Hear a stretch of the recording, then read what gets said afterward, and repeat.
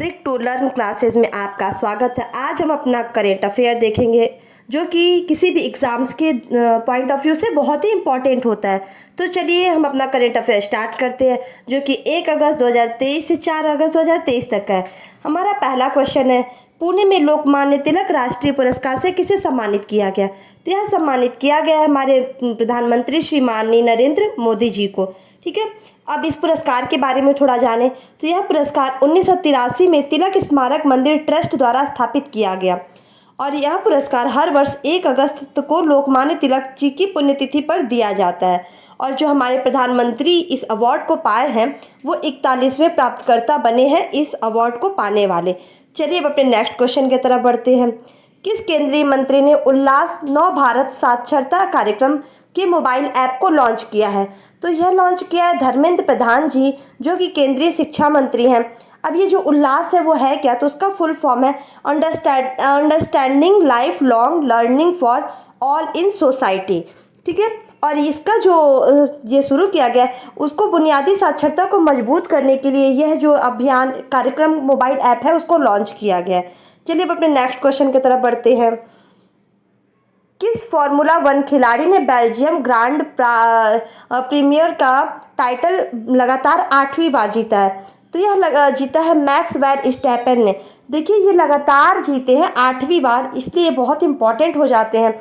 जैसे बताया गया है कि बेल्जियम ग्रांड प्रीमियर में लगातार 8वीं जीत दर्ज की और यह इस सीजन की उनकी कुल 10वीं जीत है। मतलब जितने भी ग्रैंड प्रीमियर हुए हैं उसमें ये इनका जो जीत है वो 10वां नंबर का इनका जीत रहा है। मतलब टोटल अभी तक ये 10 अवार्ड इस सीजन का पा चुके हैं। ये जो दिखाया जा रहा है वो मैक्स वर्स्टैपेन है। चलिए अपने नेक्स्ट क्वेश्चन की तरफ बढ़े। इसरो ने किस देश के साथ 7 सैटेलाइट को PSLV C56 रॉकेट से लॉन्च किया? देखिए पूछ रहे किस देश के 7 सैटेलाइट को, मतलब अपने देश के नहीं दूसरे देश के 7 सैटेलाइट को अपने PSLV C56 से लॉन्च किया है। तो वह लॉन्च किया है सिंगापुर के सैटेलाइट्स को। ठीक है, और यह मिशन PSLV की 98वीं उड़ान होगी। तो ये जो PSLV की उड़ान की मतलब अगर पूछे कि कौन से नंबर का है तो कौन से नंबर का है, 98वीं उड़ान होगी। और यह कोर अलोन कॉन्फ़िगरेशन में रॉकेट की 17वीं उड़ान है। चलिए अब अपने नेक्स्ट क्वेश्चन की तरफ बढ़ते हैं। इंग्लैंड की किस खिलाड़ी ने क्रिकेट के सभी प्रारूपों से संन्यास की घोषणा की? तो यह घोषणा की है स्टुअर्ट ब्रॉड ने। और इसके बारे में है तो ये एशेज 2023 का 5वां टेस्ट उनके करियर का आखिरी टेस्ट मैच था। अक्सर क्वेश्चन पूछता है कि संन्यास लेने से पहले कि इस खिलाड़ी ने कौन सा अपना आखिरी मैच खेला। तो आप क्या बता देंगे अगर स्टुअर्ट ब्रॉड के बारे में आएगा? तो एशेज 2023 का जो 5वां टेस्ट रहा है वो उनका आखिरी टेस्ट मैच रहा है। चलिए अपने नेक्स्ट क्वेश्चन की तरफ बढ़े। भारत की अध्यक्षता में G20 एम्पावर शिखर सम्मेलन का आयोजन किस शहर में किया जा रहा है? तो यह किया जा रहा है गांधीनगर में। अब आपको बता दें कि यह 2 दिवसीय सम्मेलन रहा है और जो इसका थीम रहा है इस बार वो रहा है महिला नेतृत्व वाला विकास। मतलब इसमें महिलाओं के नेतृत्व को ज़्यादा प्रधानता दी गई है। तो इसका थीम है महिला नेतृत्व वाला विकास, टिकाऊ, समावेशी और न्याय संगत वैश्विक आर्थिक विकास सुनिश्चित करना है। चलिए अब अपने नेक्स्ट क्वेश्चन की तरफ। और ये जो ऑर्गेनाइज हुआ है वो 1 से 2 अगस्त के बीच में ऑर्गेनाइज हुआ है गांधीनगर गुजरात में। चलिए अपने नेक्स्ट क्वेश्चन की तरफ बढ़ें। अमेजन इंडिया ने किस झील में पहला फ्लोटिंग स्टोर खोलने की घोषणा की है? तो यह घोषणा की है डल झील में। ठीक है, अब ये बता दें आई हैव स्पेस के तहत अमेजन इंडिया ने श्रीनगर में प्रसिद्ध डल झील में अपना पहला फ्लोटिंग स्टोर खोलने की घोषणा की है। अगर आपसे क्वेश्चन पूछ ले कि ये जो अमेजन इंडिया ने डल झील में अपना पहला फ्लोटिंग स्टोर खोलने की घोषणा की है वो किस राज्य में है? तो आप क्या बता देंगे? जम्मू कश्मीर राज्य में। किस जगह पे? तो ये श्रीनगर में है। चलिए अब अपने नेक्स्ट क्वेश्चन की तरफ बढ़ते हैं।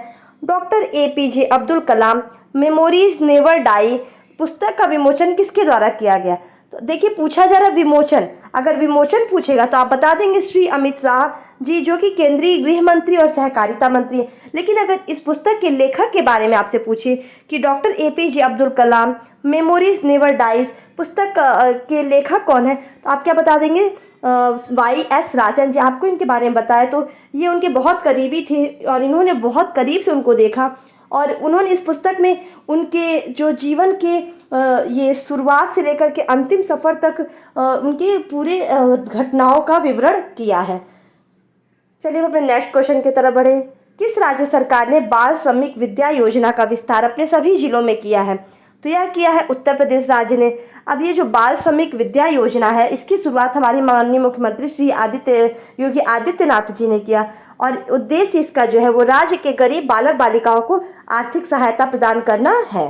चलिए अब अपने नेक्स्ट क्वेश्चन की तरफ बढ़ें।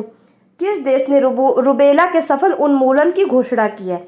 देखिए, सफल उन्मूलन मतलब उन्होंने अपने देश से इस रोग को हटा दिया है। किसको? रुबेला को। तो उसने किया, वो किया है भूटान ने। अब भूटान के बारे में जाने तो भूटान की राजधानी थिम्पू है, राजभाषा जोडका है और यहाँ की मुद्रा डुल्लत्रुम भारतीय रुपया, मतलब भारतीय रुपया ही यहाँ का जो है वो मुद्रा है। चलिए अब अपने कुछ इंपॉर्टेंट पॉइंट्स जो हमारे वीडियो के होते हैं उसको देख लें। तो 1 अगस्त को मनाया जाता है विश्व फेफड़े का कैंसर दिवस।